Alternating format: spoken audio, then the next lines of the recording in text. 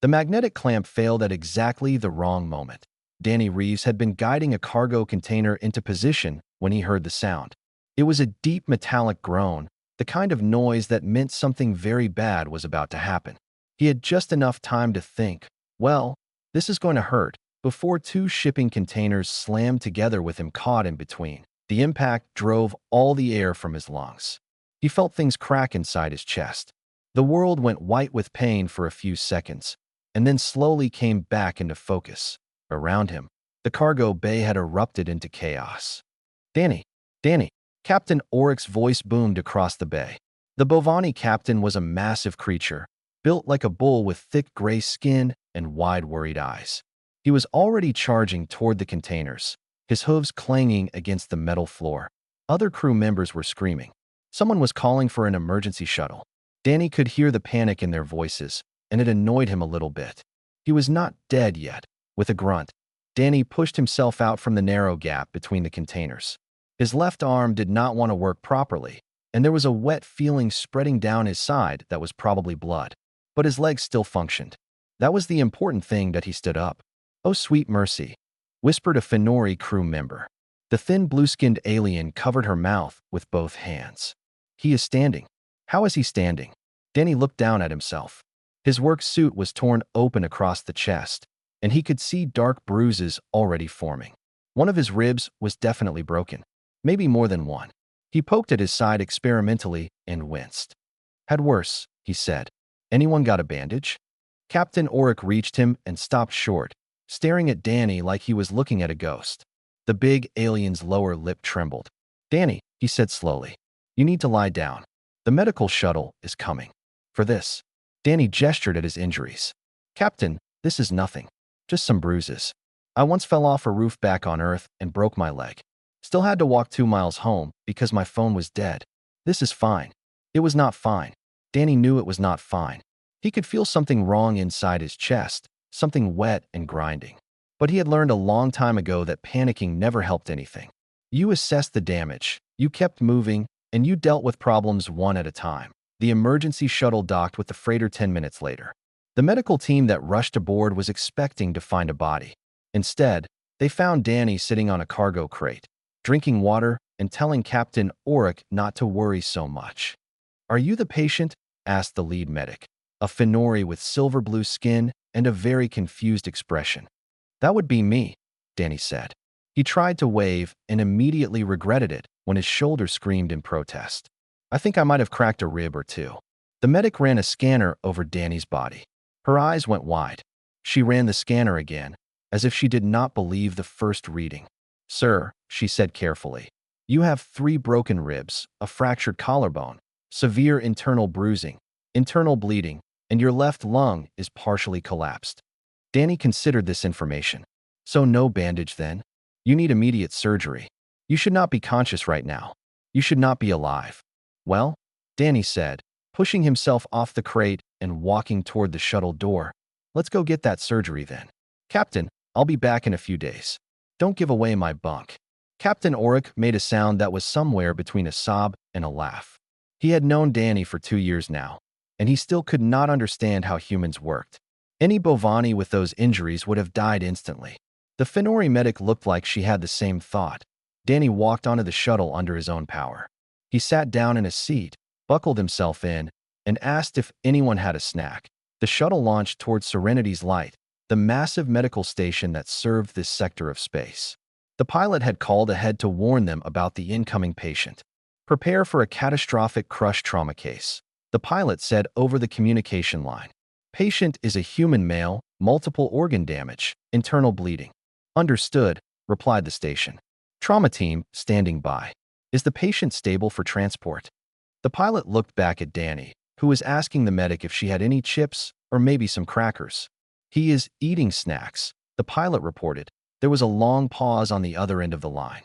"Repeat that, please." "The patient. He is asking for snacks. He walked onto the shuttle himself." Another long pause. "Is this a joke?" "Negative. Human patient with fatal injuries is currently complaining about being hungry." The communication line went silent. On Serenity's Light, the trauma team looked at each other with complete confusion. They had prepared for a body recovery. They had not prepared for a hungry human who did not understand he was supposed to be dead. Danny finished a protein bar that the medic had found in her emergency kit. His chest hurt, and breathing was getting a little harder, but he had survived worse. Or at least he thought he had. The details got fuzzy sometimes. The medical station grew larger in the shuttle window. Danny watched it approach and wondered if they had a good cafeteria. Dr. Sylvan had performed surgery on 47 different species during her career. She had rebuilt shattered bovani bones. She had repaired the delicate membrane wings of the Kathrani. She had once saved a Plovian diplomat whose 3 hearts had all stopped at once. Nothing had prepared her for the human who walked into her emergency ward asking for directions to the cafeteria. "I was told there would be food here," Danny said, looking around the pristine white room with mild disappointment. "Is this not the cafeteria?" Dr. Sylvan stared at him. She was tall even for a Fenori, with silver-blue skin and eyes that had seen countless medical emergencies. Those eyes were now struggling to process what stood before her. "You are the crushed trauma patient?" she asked. "That is me, Danny Reeves. Nice to meet you." He tried to extend his hand for a handshake, then thought better of it when his shoulder made a grinding noise. "Maybe I should not do that." "You should not be standing," Dr. Sylvan said. "You should not be walking. According to your medical scan, you should not be alive. People keep telling me that." Nurse Prella, a young Fenori on her first rotation in the trauma ward, approached with a medical tablet. Her hands were shaking slightly. She had expected to see a patient on a stretcher, surrounded by life support equipment. Instead, she saw a moderately tall creature with brown skin and short dark hair, covered in blood and bruises, looking around the room with casual curiosity. "The detailed scan is complete, Doctor," Prella said. Her voice was barely above a whisper. 3 broken ribs, fractured left collarbone, severe soft tissue damage across 40% of his body, active internal bleeding in the abdominal cavity, and his left lung has partially collapsed. Dr. Sylvan took the tablet and reviewed the results. Each line made her more confused than the last. "Mr. Reeves," she said carefully, "you require immediate reconstructive surgery. The damage to your internal organs is extensive. Your lung needs to be reinflated and repaired. Your broken bones must be set and stabilized. The internal bleeding must be stopped before it causes further organ failure." Danny looked down at himself. He poked at his side, felt the broken ribs shift under his skin, and shrugged. "It is just a scratch, Doc. You got any tape?" "Tape? Yeah, like medical tape. Or maybe some stitches. I could probably wrap this up myself if you show me where the supplies are." Dr. Sylvan set down her tablet. She took a deep breath. In her 40 years of medical practice, she had never encountered a patient quite like this.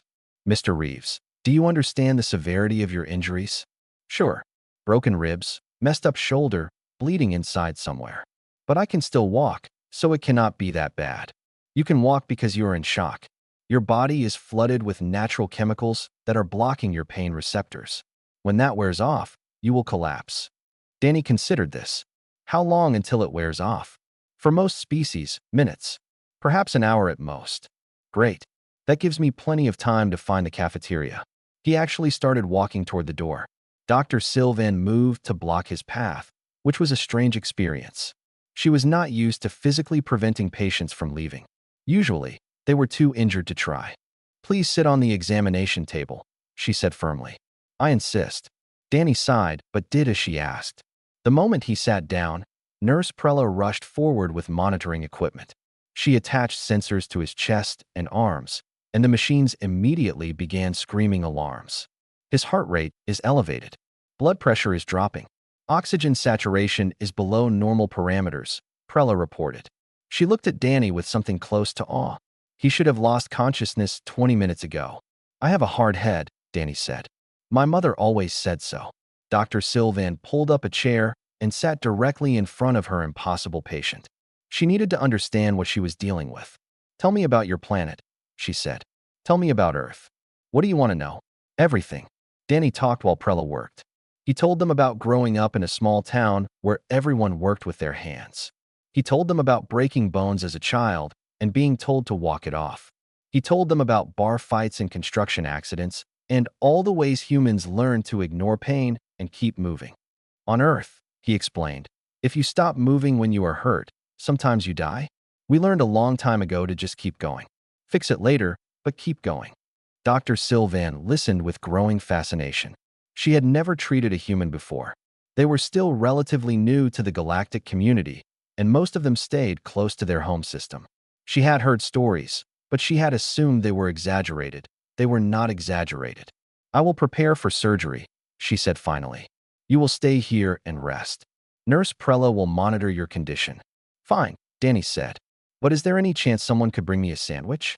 I am really very hungry. Dr. Sylvan left the room and walked straight to her office. She sat down at her computer and pulled up the Galactic Species database. She typed in one word, Earth. The file that opened was extensive. At the top of the document, in large red letters, was a classification she had only seen a handful of times in her career, Deathworld. Class 12. She began to read. The file on Earth was over 2,000 pages long. Dr. Sylvan sat in her office reading it, and with each page, her understanding of the universe shifted a little more. She had known that some planets were classified as deathworlds. She had even treated patients from Class 3 and Class 4 planets before. But Class 12 was something else entirely. Earth was a planet where the gravity could crush bones. The atmosphere carried diseases that evolved faster than medicine could cure them. Predators hunted in every environment, from the deepest oceans to the highest mountains. The weather itself was deadly, with storms that could tear buildings apart and temperatures that swung from freezing to boiling. And humans had not just survived there. They had thrived. They had become the dominant species on a planet that seemed designed to kill everything on it. The Dr. Sylvan read about human pain tolerance. She learned that their nervous systems were specifically designed to allow them to keep functioning even when severely injured. She read about adrenaline, the chemical that flooded their bodies during emergencies and temporarily shut off their ability to feel pain. She read about their healing abilities. Human bones could knit themselves back together. Their skin regenerated. Their organs could recover from damage that would be permanent in other species. Remarkable, she whispered to herself. Meanwhile, in the examination room, Danny was telling stories. Nurse Prella had brought him a sandwich from the staff cafeteria, and he ate it while she changed his bandages. She asked questions, and he answered them honestly. What is the worst injury you ever had? She asked. Danny thought about it. Probably when I was 15. I was climbing a tree with my friend Luis, and the branch broke. I fell about 20 feet and landed on my back. That would kill most species, Prella said softly. It knocked the wind out of me pretty good. Broke 3 vertebrae. The doctor said I was lucky I was not paralyzed. What did you do? I laid there for a while until I could breathe again. Then I stood up and walked home because my mother would have been angry if I came back in an ambulance. She did not have insurance.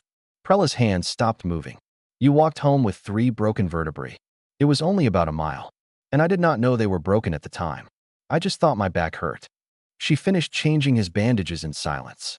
Her mind was trying to process what she had heard, but it simply did not fit into any framework she understood. Fenori bodies were delicate compared to humans. A fall from 20 feet would shatter every bone.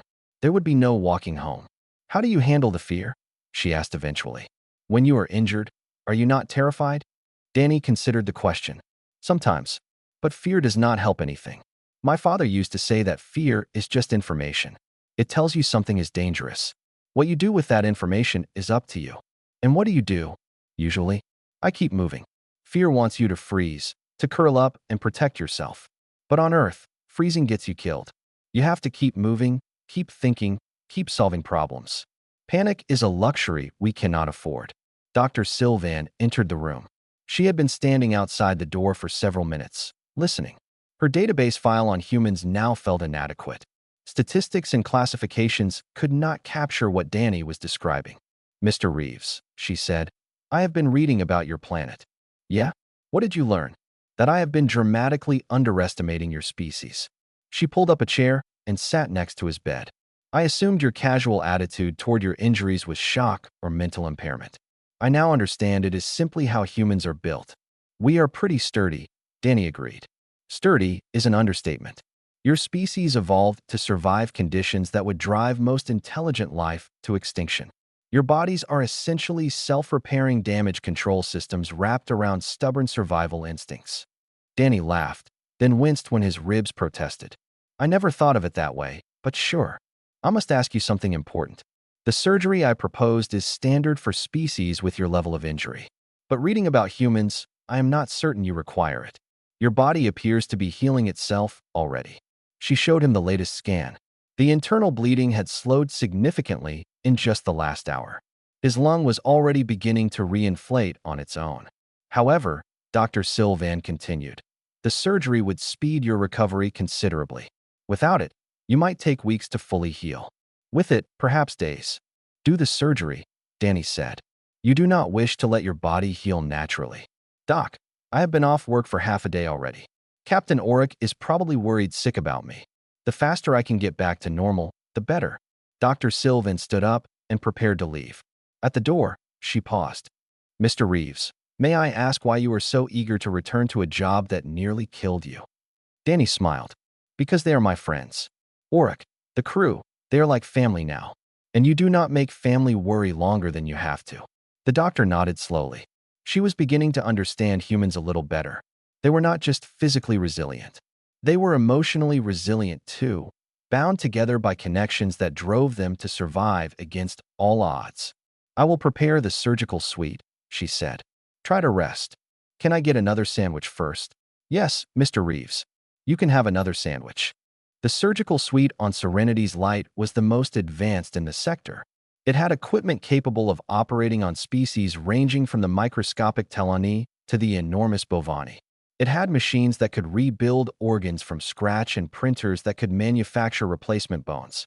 None of the staff had ever been this nervous before a routine procedure. Anesthesia team ready? Dr. Sylvan asked. Ready, confirmed the anesthesiologist, an older Finori named Dr. Pell. He had already prepared 3 times the normal dose. According to the database, humans had extremely high resistance to sedatives. Surgical assistants. Ready, said Nurse Prella and 2 other nurses. They stood around the operating table where Danny lay, looking far too comfortable for someone about to undergo major surgery. How are you feeling, Mr. Reeves? Dr. Sylvan asked. Hungry mostly. You did not let me finish my second sandwich. You can have all the sandwiches you want after the surgery. Promise. I promise. Dr. Pell began administering the anesthesia. He watched the monitors carefully, waiting for the telltale signs that the patient was unconscious. Danny's eyes stayed open. That feels kind of tingly, Danny said. The sedative should be taking effect now, Dr. Pell said, checking his equipment. Everything was functioning correctly. I feel a little relaxed, Danny admitted. Like I had a beer. Maybe 2 beers. Dr. Pell increased the dosage. Then increased it again. Danny yawned. That is better. Getting a bit sleepy now. It took 4 times the normal dose to finally put Danny under. Dr. Pell made careful notes for future reference. If humans ever became common patients in this sector, the medical community would need to know.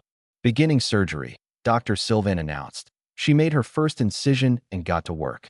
The damage inside Danny's chest was significant, but surprisingly organized. His body had already begun routing blood around the injured areas. Tissue was starting to repair itself. It was like watching a machine automatically reroute around damaged components. Remarkable, she murmured. His body is cooperating with us. She worked quickly, repairing the worst of the internal bleeding and stabilizing his collapsed lung. The broken ribs were set with precision anchors that would dissolve once the bones healed. The fractured collarbone was rebuilt with a temporary scaffold. 20 minutes into the surgery, something unexpected happened. Danny opened his eyes. How is it going? He asked. Every person in the surgical suite froze. Dr. Pell stared at his monitors in disbelief. The anesthesia levels were still high enough to keep a Bovani unconscious for hours. Mr. Reeves, Dr. Sylvan said slowly, you should not be awake. Sorry about that. I have always been a light sleeper. He looked down at his open chest with mild interest. Is that my lung? It looks weird. Please close your eyes. I need to increase your sedation. Sure, no problem. Do what you need to do. He closed his eyes obediently, but his breathing remained steady and calm. He was not panicking. He was not screaming. He had just witnessed his own open surgery and treated it like a minor inconvenience. Dr. Pell administered another dose of sedatives. This time he used enough to keep a small starship crew unconscious for days. Danny finally went back to sleep. His pain response is incredible, Nurse Prella whispered. He felt none of that. According to the research, humans can consciously suppress their pain responses, Dr. Sylvan explained as she continued working. Their minds can override their bodies to an extent no other species can match. She finished the major repairs in record time. Danny's body was doing half the work for her. By the time she closed the incisions, the tissue was already beginning to bond at the surgical sites. Estimated recovery time for a standard patient with these injuries would be 6 to 8 weeks, she said. I am revising my estimate for Mr. Reeves to 4 to 5 days. Days? Dr. Pell shook his head. That is impossible. So is surviving a crush trauma that should have killed him instantly. So is waking up during surgery and asking how things are going. I have stopped assuming anything is impossible when it comes to humans. The surgery was completed in 90 minutes. The expected time had been 4 hours. Danny was moved to the recovery ward, still sleeping peacefully. Captain Orc arrived at the station 2 hours later. He had pushed his freighter's engines beyond their safety limits to get there. When he burst through the doors of the medical station, he was expecting to find his friend dying. He was expecting to say goodbye. A nurse directed him to the recovery ward. Your crewmate is in room 7, she said. He is recovering well. Recovering? Oric's massive head tilted in confusion. The medical report said his injuries were fatal. They were fatal. For most species. He is human. She said it like that explained everything. And perhaps, Oric would later realize, it did. He found room 7 and pushed open the door. Danny was sitting up in bed, arguing with Nurse Prella about portion sizes. I am telling you, that bowl was too small. Soup should come in bigger bowls. Danny, Oric breathed. Danny looked up and smiled. Captain, did you bring me any snacks? The food here is terrible. The massive Bovani captain covered his face with his hands and began to cry. Captain Oric stood in the doorway and let the tears fall freely. In Bovani culture, there was no shame in crying. Emotions were meant to be expressed. And right now, Oric was feeling more emotions than he knew how to handle. Relief, joy, confusion, more relief. Captain, Danny set down his soup bowl. Hey, are you okay? What is wrong? I thought you were dead. Oric's voice cracked. The medical report said catastrophic injuries. It said reconstruction needed. I thought I was coming here to watch you die. Danny blinked. For this? Captain, I told you it was just a scratch. A scratch. Oric crossed the room in 3 heavy steps and stopped at Danny's bedside. Danny, I saw the containers hit you. I saw how much blood you lost. Any Bovani would have died instantly. Well, yeah, but I am not Bovani. I know that now. Oric pulled up a chair that groaned under his weight. Dr. Sylvan explained it to me. Earth, deathworld, pain tolerance, healing. She used many words I did not understand. But I think I finally realized something. What is that? You are not like us. When I worry about you, when I try to protect you, I am using the wrong measurements. What would kill me is just an inconvenience for you. Danny was quiet for a moment. He had never really thought about it from the other side. To him, humans were normal. Fragile in some ways, sturdy in others. Just people. But to Oric and the rest of the crew, he was something else entirely. He was a creature from a world so hostile that simply surviving childhood there made him nearly indestructible by galactic standards. I am sorry I worried you, Danny said finally. I did not think about how it must have looked. Do not apologize. Just help me understand. Oric leaned forward. What is it like? Being human. Danny thought about how to explain it. The words were not easy to find. It is like living in a house that is always trying to fall down, he said eventually. The wind blows, the rain falls, things break all the time. And you learn to fix things. You learn to adapt. You do not sit around crying about how hard life is because there is too much work to do. That sounds exhausting. Sometimes. But it also means you appreciate the good moments more. When things are peaceful, when nothing is broken, when everyone you love is safe, those moments feel like miracles. Nurse Prella entered with a fresh set of bandages and stopped when she saw the emotional scene. She quickly understood and began working quietly, changing Danny's dressings while the two friends talked. Your body is healing remarkably well, she said. Dr. Sylvan wants you to stay for observation, but she believes you will be ready to leave within 3 days. 3 days? Oric shook his massive head. For injuries that should have been fatal? Human biology is exceptional, Prella said. She had spent the last several hours reading everything she could find about Earth. Their bodies are essentially combat platforms designed to survive continuous damage. I would not go that far, Danny said. We die plenty, just usually from different things than what nearly got me. Like what? Heart disease, mostly. Eating too much salt. Not exercising enough. Prella and Auric exchanged confused looks. A species that could survive being crushed between cargo containers died from eating too much salt. Humans are complicated, Danny admitted. Word about the human patient spread quickly through the station.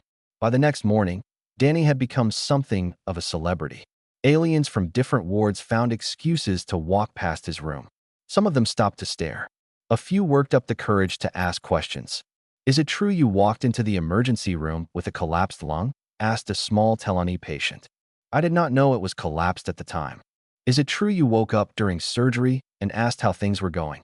I was just making conversation. Is it true humans can survive in fire? Well, not in fire exactly, but we can handle a lot of heat. The questions kept coming. Danny answered them patiently, realizing that for most of these aliens, he was the first human they had ever met. Their only knowledge of his species came from databases and rumors.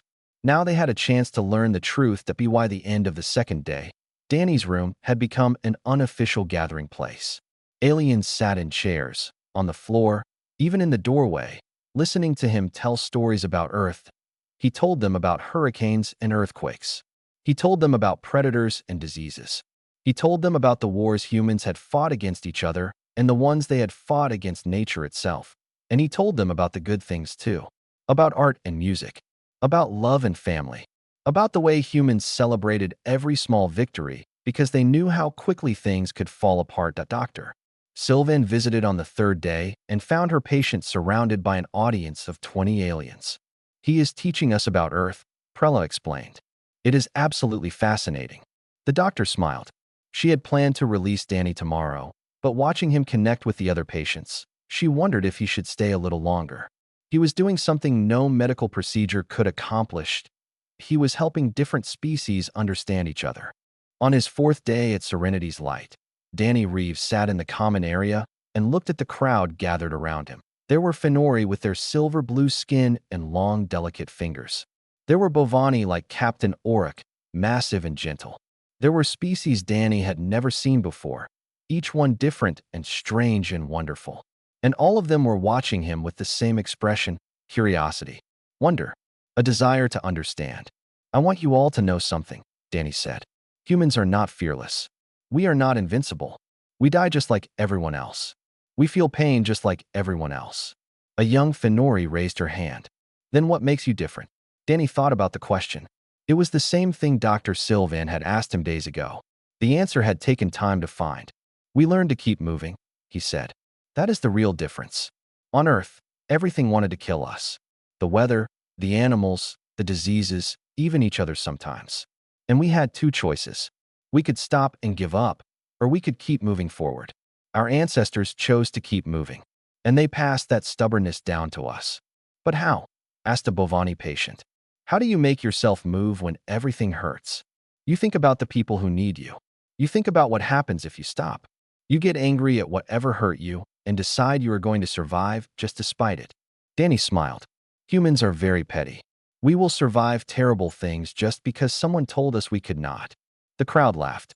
Some of them did not fully understand the joke, but they laughed anyway because the human was laughing, and his joy was infectious. Dr. Sylvan arrived with a medical tablet in her hands. Mr. Reeves, I have completed your final examination. You are officially cleared for discharge. Already, Danny had expected to be here another day at least. Your recovery has been exceptional even by human standards. All injuries have healed completely. There is no sign of lasting damage. She paused. I have never seen anything like it. I have submitted a research paper to the Galactic Medical Council documenting your case. I hope you do not mind. Are you going to make me famous? You may have made yourself famous. The paper includes details about human biology that many species have never encountered. It could change how we approach medicine across the sector. Danny stood up carefully, testing his body. Everything worked. Nothing hurt. It was strange. Just 4 days ago, he had been crushed nearly to death. Now he felt better than he had in years. Thank you, doctor. For everything. Thank you, Mr. Reeves. You have taught me more than you know. Captain Oric approached with a large bag slung over his shoulder. Are you ready to go home, Danny? Home. The word felt right. The freighter was not much. Just a cargo hauler with a small crew. But it was where Danny belonged. Yeah, he said. Let us go home. Before they left, Nurse Prella stopped them at the door. She was holding a small potted plant, something green and hardy that Danny did not recognize. I wanted to give you something, she said, to remember your time here. What is it? A Finori memory flower. It blooms whenever someone who has impacted your life is thinking about you. Danny took the plant carefully. It was a strange gift, beautiful and thoughtful in ways he had not expected. Thank you, Prella. I will take good care of it. I know you will. Goodbye, Danny. Stay safe. I will try. But no promises. The shuttle ride back to the freighter was quiet. Oric sat beside Danny, and for a long time neither of them spoke. There was too much to say and no good way to say it. Finally, Oric broke the silence. I have decided to upgrade the safety equipment on the ship. New magnetic clamps, better sensors, reinforced bulkheads in the cargo bay. You do not have to do that. I want to. You are my friend, Danny. Even if you can survive terrible accidents, I do not want to watch you go through that again. Danny nodded. Fair enough. But just so you know, I probably will not need any of it. I know, but it makes me feel better. They docked with the freighter an hour later. The crew was waiting for them, and they erupted into cheers when Danny walked aboard. There were hugs and handshakes and a few more tears from the more emotional species. Danny smiled through all of it. He was home. Work resumed the next day. Danny was back in the cargo bay, moving containers and checking manifests like nothing had happened. The new safety equipment had not arrived yet, so he was careful, but he was not worried. About an hour into his shift, a small accident happened. Danny bumped his head on a low-hanging pipe and opened a cut above his eye. Blood trickled down his face. Captain Oric came running. Danny, are you hurt? Should I call for medical evacuation? Danny wiped the blood away with his sleeve and looked at the tiny wound. It was already starting to clot. Relax, Captain, he said with a grin. It really is just a scratch this time. Oric stared at him for a long moment. Then the big Bovani started to laugh. Deep belly laughs that shook his entire body. And Danny laughed too, standing in the cargo bay of the ship that had nearly killed him, surrounded by friends who would never fully understand him but loved him anyway. That was enough that on the medical station, far behind them now, Nurse Prella looked at the empty bed in room 7 and smiled. The memory flower on her desk had bloomed.